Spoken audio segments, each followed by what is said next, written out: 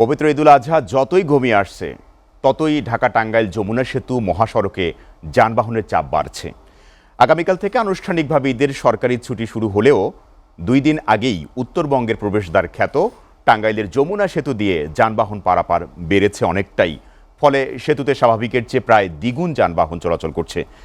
দর্শক, এ নিয়ে টাঙ্গাইল থেকে বিস্তারিত জানাতে সরাসরি যুক্ত হচ্ছেন সহকর্মী আহমেদ রাসেল। রাসেল, আপনার কাছে জানতে চাই, উত্তরবঙ্গমুখী যানবাহনের চাপ বেড়েছে কেমন, কোনো পয়েন্টে যানজট আছে কিনা, এ বিষয়ে আপনি কি জানাবেন?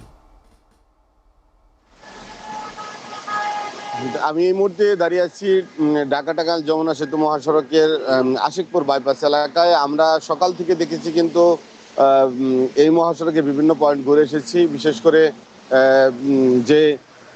করে যে এলেঙ্গার স্থানটি রয়েছে সেই স্থানেও কিন্তু দেখেছি সামান্য কিছু জটলা রয়েছে। তবে ঈদ যাত্রায় মহাসড়ক, ঢাকা টাঙ্গাইল মহাসড়ক মানেই যেমন যানজট, সেই যানজটটি কিন্তু চিরচেনা যানজটটি কিন্তু আমরা আজ সকাল থেকে কখনো দেখতে পাইনি।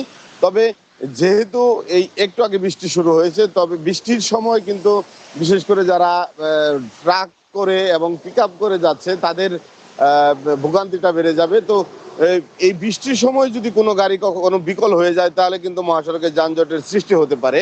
তো আরেকটি তথ্য জানিয়ে রাখি যে টাঙ্গাইলের কালিহাতি যে রয়েছে, সে কালিহাতিতে একটি ট্রাক খাদে পড়ে কিন্তু 15 জন নিহত হয়েছে। তো এ ঘটনায় ওই এলাকায় একটু যান চলাচল বিঘ্নিত হয়, কিন্তু এখন পর্যন্ত যান চলাচল অনেকটাই স্বাভাবিক রয়েছে।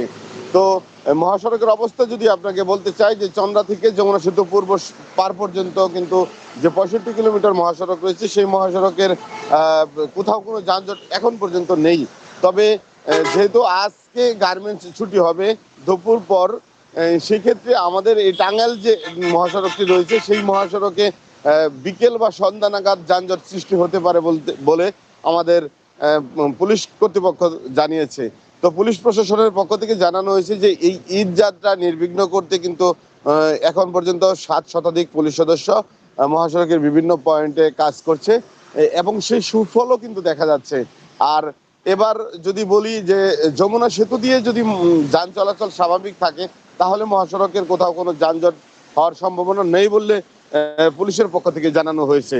তো সবকিছু মিলিয়ে বলা যায় যে এই ঈদ যাত্রায় অনেকটা স্বস্তিদায়ক ঈদ যাত্রা হবে। তো এই ছিল ঢাকা টাঙ্গাইল মহাসড়কের সর্বশেষ চিত্র। রাসেল, আপনাকে ধন্যবাদ।